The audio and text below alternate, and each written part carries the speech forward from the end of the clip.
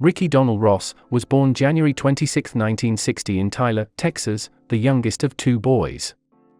His father, Sonny Ross, is a former U.S. Army cook turned pig farmer and sharecropper. His mother, Annie Mae Mauldin, who wore a glass eye as a result of an assault by her brother, George, worked as a house cleaner. Ross' mother moved with him to Compton, California when he was 3 years old.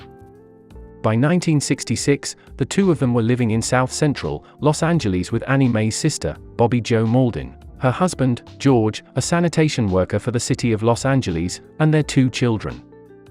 Annie Mae Mauldin shot her brother-in-law George to death with a .38 caliber handgun during an incident in which he stabbed his wife, Bobby Jo, in the chest. Ross attended St. Lawrence of Parish Catholic School, located in the Watts section of South Central Los Angeles, before attending Dorsey High School, which is located across from the Baldwin Village neighborhood, nicknamed the Jungle by locals. Throughout school, Ross lived with his mother in a house located near Los Angeles Harbor Freeway and the I-110, which is the origin of his lifelong nickname, Freeway Ricky Ross. Ross, who was a championship tennis player in high school, dropped out when his coach discovered he was illiterate. He later enrolled in Los Angeles Trade Technical College and joined the tennis team there. Ross' criminal history began in 1979 as a member of a local auto theft ring known as the Freeway Boys. That same year, he served his first jail sentence when he was arrested and charged with auto theft. In 1982, Ross was introduced to cocaine, in the form of a $50 rock of free base, by a friend who was enrolled at San Jose State University, located in Northern California, on a football scholarship. According to Ross, he and lifelong friend, Ollie Newell, stole a car from the faculty parking lot of their former junior high school, and sold the rims for $250 in order to finance the purchase of an 8-ball, an eighth of an ounce of cocaine.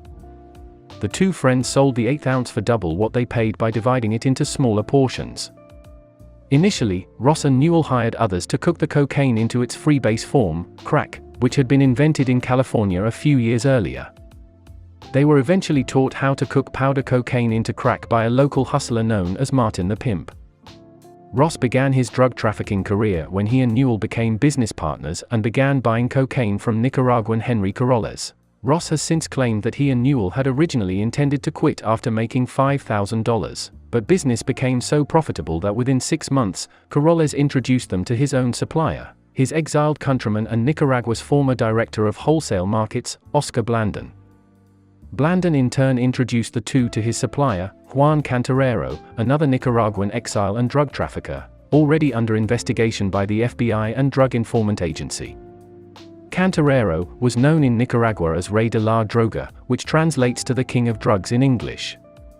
Ross marketed his brand of crack as Ready Rock, and its enormous popularity allowed him to gain control of the cocaine trade in Los Angeles in less than a year after entering the business.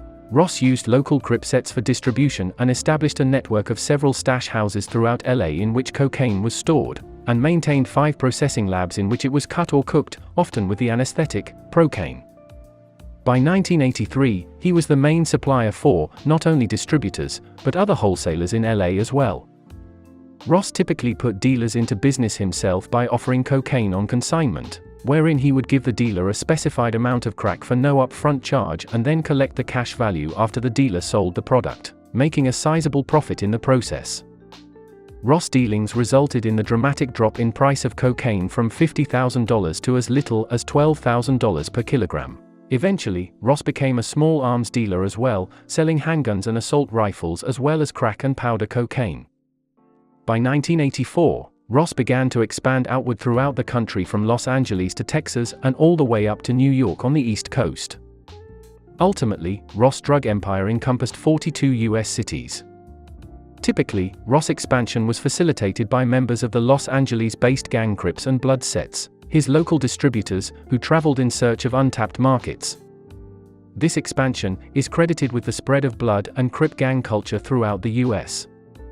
In order to launder his cash, Ross purchased real estate and businesses near the Harbor Freeway in Los Angeles, including an auto parts store, a laundromat, an apartment building, and the Freeway Motor Inn Hotel.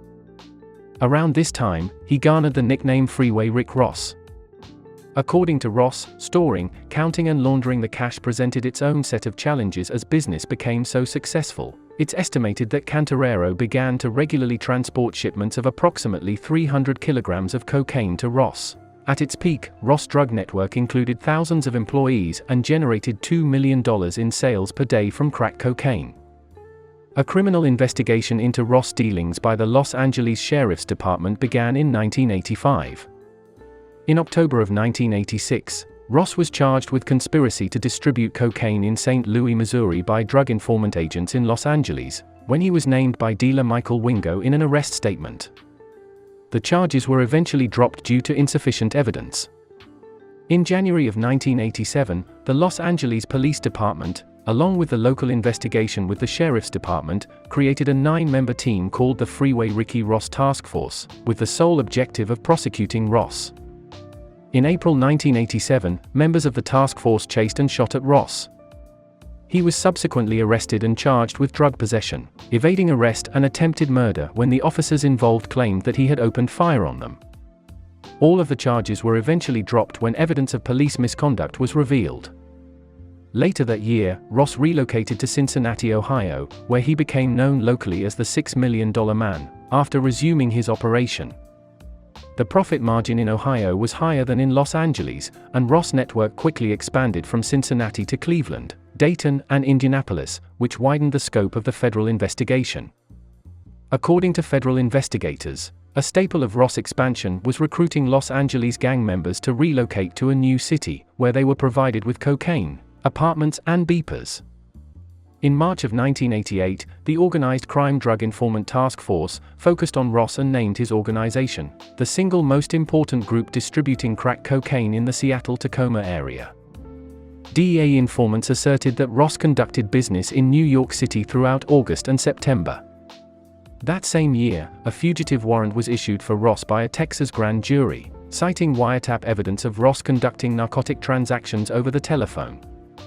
A crack dealer named Alfonso Jeffries spoke with investigators when he was arrested on September 30, 1988, after his shipment of 9 kilograms of cocaine was detected by a K-9 unit in a New Mexico bus station. The information led to Ross and 9 others being named in a federal indictment on June 8, 1989 in Cincinnati, for conspiring to traffic narcotics. Ross was apprehended in November 1989 by a SWAT team in Los Angeles, and was extradited to Cincinnati and held without bail. On September 5, 1990, he pled guilty to 1 federal count of drug conspiracy. Ross was sentenced to 121 months in prison and 3 years supervised release on February 8, 1991. Ross' sentence was shortened as a result of his agreeing to testify against LA officers in a federal corruption case, some of whom had been part of the Freeway Ricky Ross Task Force.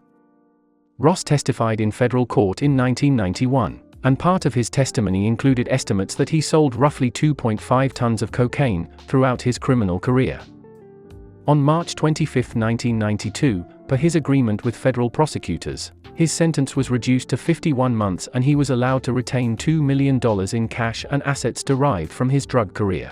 Ross was arrested while still in federal detention in November of 1993, stemming from his 1988 wiretap indictment. After pleading no contest to state charges of conspiracy to possess cocaine, he was sentenced to 10 years to run with his 10-year federal sentence. Following his release from federal prison, Ross was extradited to Texas and served another 9 months in state prison before being released in September of 1994. On March 2, 1995, Ross was arrested in San Diego after attempting to sell 100 kilograms of cocaine to an undercover DEA agent, as part of a sting operation. On March 19, 1996, Ross was convicted in federal court and received a mandatory life sentence in prison on November 19 of that same year. Ross' sentence was eventually reduced to 20 years by a federal court of appeals. Federal prosecutors estimated that Ross made more than $900 million throughout the course of his drug trafficking career.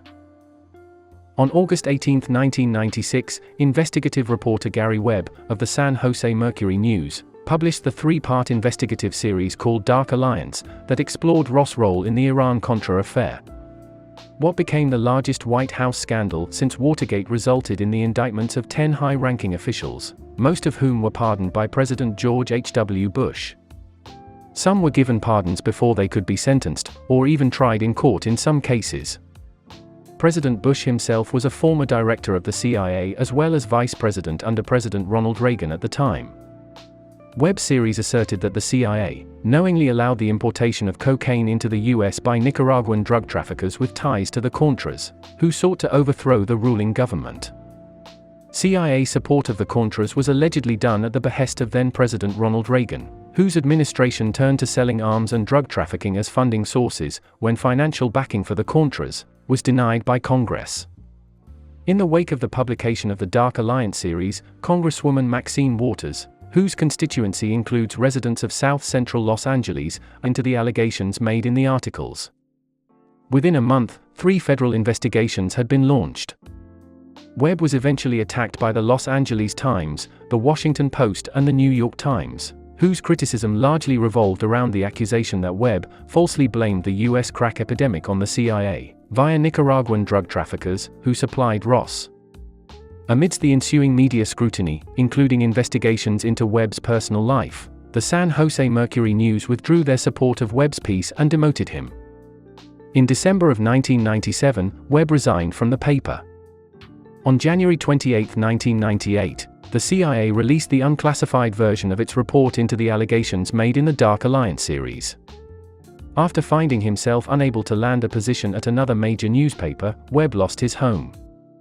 On December 10, 2004, Webb was found dead in his home with 2 gunshots to the head. Sacramento County Coroner Robert Lyons ruled the death a suicide. On September 29, 2009, Ross was released from federal custody after 13 years imprisonment. On June 18, 2010, Ross filed a copyright infringement lawsuit against rapper Rick Ross in California federal court, seeking $10 million in damages. The rapper, whose real name is William Leonard Roberts, asserted that appropriating Ross' name was protected by free speech. The lawsuit was dismissed on July 3, 2010 in federal court, and Ross filed with the state of California in 2011. On December 30, 2013, the court ruled in favor of Roberts, citing his protection by the First Amendment. Following a traffic stop on October 21, 2015, Ross was arrested by a Sonoma County Sheriff's deputy and charged with conspiracy to purchase marijuana and possession of drug money. After being pulled over driving north on the 101 freeway in Asti, California, Ross refused a search of his vehicle, which resulted in the arresting officer calling for a drug-sniffing canine to search the car. The dog indicated the presence of marijuana sent on Ross' cell phone, leading the officer to search the trunk of the car, despite Ross' refusal. The officer found a plastic bag containing $100,000 in cash inside, which Ross contended was derived from sales of his 2014 memoir, Freeway Rick Ross, The Untold Autobiography, and was intended to be used in the purchase of a 4-bedroom home in Fortuna, California that day. Ross also attributed the marijuana traces on his phone to his legal use of the drug, obtained with a medical prescription. Ross was arrested in an area of Northern California, nicknamed the Emerald Triangle, for its association with large-scale marijuana production. The car was impounded and the cash and 3 cell phones were seized. Ross was jailed for 6 hours before posting $1,000 bail. Charges were ultimately dropped.